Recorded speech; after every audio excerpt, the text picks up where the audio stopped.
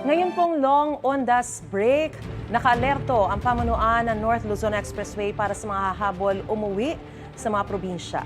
Kumustahin natin ang sitwasyon sa NLEX Balintawak sa unang balita live ni Bea Binlac. Bea! Maris, good morning. Kung ngayong araw pa lang po babiyahe ang ating mga kababayan at dadaan po kayo dito sa NLEX ay magbaon po ng mahabang pasensya. Kung nakikita natin, nagsisidatingan na ang mga naghahabol pauwi sa probinsya para sa undas. Inaasahan pa rin ang mabigat na trapiko ngayong araw na posible raw magtagal hanggang mamayang hapon. Mula kahapon hanggang Lunes, November 4, posibleng umabot sa 360,000 ang motoristang dadaan sa NLEX kada araw ngayong undas break.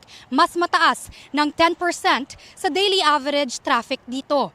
Yan ay ayon sa Traffic Operations Unit ng NLEX. Kagabi bahagyang gumaan ang trapiko pero unti-unti na nga dumadami ang mga sasakyan sa mga sandaling ito. Bukod sa last minute na uuwi sa kanilang mga probinsya para sa undas, may full day event din daw ang Iglesia ni Cristo sa Ciudad de Victoria na posibleng makadagdag sa mga motorista sa NLEX. Mahigit 1,000 personnel ng NLEX ang idineploy para sa undas. Kabilang na riyan ang patrolling officers, traffic marshal, security at toll lane personnel.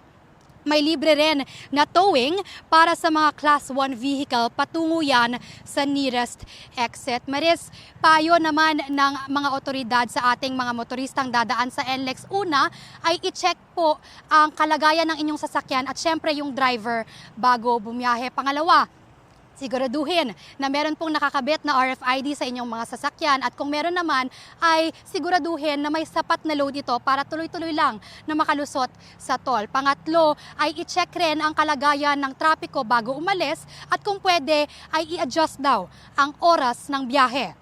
Yan ang unang balita mula rito sa NLEX. Bea Binlac para sa GMA Integrated News.